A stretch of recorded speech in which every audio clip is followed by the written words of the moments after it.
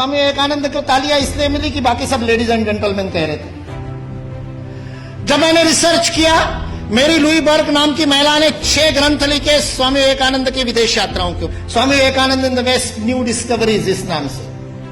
वो मेरी लुई बर्ग ने शिकागो की उस धर्म सभा में उपस्थित जो श्रोतागण थे उसके प्रत्येक के साथ संपर्क किया, जो जीवित थे, जो जीवित नहीं थे उनके वंशजों के साथ, उनकी डायरिया खंगाली, उसके पूरे मिनट्स पढ़े। और उसके बाद में वो कहती है स्वामी विवेकानंद पहले व्यक्ति नहीं थे, चौथे व्यक्ति थे।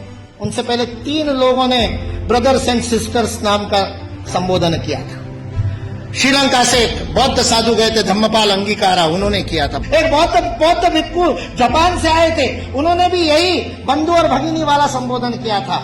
और तीसरे प्रताप चंद्र मुजुमदार थे, जो भारत से ही गए थे, थियोसॉफिकल सोसाइटी के प्रतिनिधि थे, उन्होंने भी किया था। स्वामी विवेकानंद चौथे थे। उस सभागृह ने पहले 3 बार वो संबोधन सुना था, उसके बावजूद नाविन्य के कारण तालियां नहीं बजी थी 2.5 मिनट तक। उसके बावजूद 2.5 मिनट तक तालियां बजी, क्योंकि वहां खड़े हुए व्यक्ति के अंदर वह भातृत्व का, वह बंधुत्व का, वह अपनत्व का, वह आत्मीयता का, मेरा कोई है, इस प्रकार का बोध उस वाणी के माध्यम से श्रोताओं के साथ जुड़ा था। सुभाष चंद्र बोस बहुत जबरदस्त वक्ता थे, मुर्दे को जगा दिया उन्होंने। अपनी पूरी आजादी सेना युद्धबंदियों में से तैयार की थी।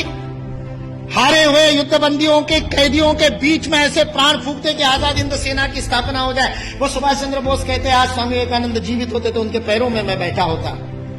उस सुभाष चंद्र बोस को किसी ने पूछा कि स्वामी विवेकानंद के शब्दों का असर क्यों हुआ, तो उन्होंने अपनी वो कवित्वमय वक्तृता में कहा था, जो बात होठों से बोली जाती है होठों तक पहुंचती है, जो बात गले से बोली जाती है मेरे जैसे चिल्ला चिल्ला के वो गले तक पहुंचती है, कभी कभी गले उतर भी जाती है, लेकिन हृदय तक वही बात पहुंचती है जो हृदय से कही जाती है। और स्वामी विवेकानंद के शब्द हृदय से कहते हैं। सारा 1.5 महीने का अपमान विष का प्राशन करने के बाद ये शिव वहां खड़ा होकर के कल्याण के मंत्र बोलता है और अमेरिका निवासियों को बहनों और भाइयों कह करके बोलता है, जिन अमेरिका वासियों ने उसको खाने के लिए नहीं दिया था, दर दर की ठोकरें खाने पर मजबूर कर दिया था, यू ब्लैक गेट आउट कह करके जिसका हर दरवाजे पर स्वागत हुआ था, 1.5 महीने तक अपमान सहने के बाद उस अपमान के विष को पी करके भारत का हिंदुत्व का सच्चा प्रतिनिधि, जिसने गर्व से कहो हिंदू है, उस दिन 11 सितंबर को पहली बार बोला था कि मैं गर्व से कहता हूं कि उस हिंदुत्व का मैं प्रतिनिधि हूं। वह स्वामी विवेकानंद सच्चे अर्थ में प्रतिनिधित्व करता है और उस पूरे सभागार को ही नहीं, पूरी अमेरिका को अपने भातृत्व बोध से बोधित करता है। ये भारतीय संस्कृति की वैश्विक अवदान है, वसुधैव कुटुंबकम का भाव है। हमारे यहां किसी भी सामूहिक गतिविधि का सर्वोच्च आदर्श परिवार है। यदि आप अपने संस्था में परिवार का भाव स्थापित नहीं कर सके तो उस संस्था का नेतृत्व करने का आपको अधिकार नहीं है। ये भारत का बोध है। मैं कहता हूं ये कुछ नहीं बिगाड़ सकते, ये विकृति फैलाने वाले कुछ नहीं बिगाड़ सकते, क्योंकि इस देश का समाज जीवंत समाज, और जो शरीर जीवंत होता है उसके नाक में धूल का कण जाता है तो छींक मार करके भगा देता है। भारत ने भी छींक मार दी तो भाग गए बेचारे, कहां जाएंगे।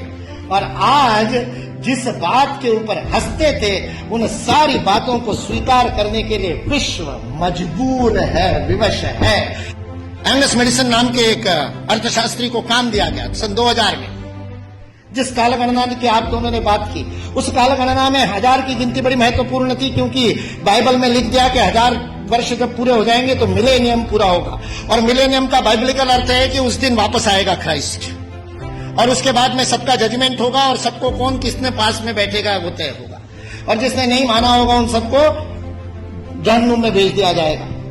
1000 साल बाद हुआ नहीं तो सबको लगा 2000 साल बाद होगा। इसलिए 2000 बड़ा महत्वपूर्ण वर्ष था।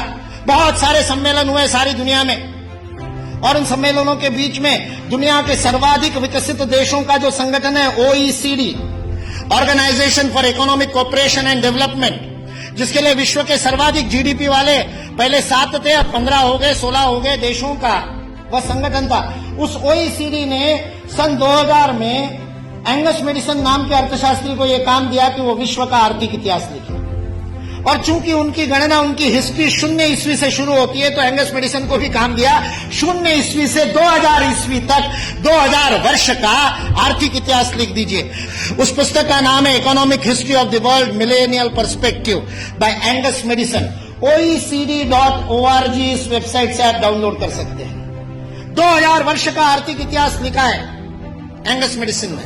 और वह एंगस मेडिसन कहता है कि पहले 1500 वर्ष 0 ईस्वी से लेकर के 1490 तक, 99 तक सारे विश्व के जीडीपी में लगभग 2/3 66% योगदान देने वाला देश कोई था तो वो भारत देश है।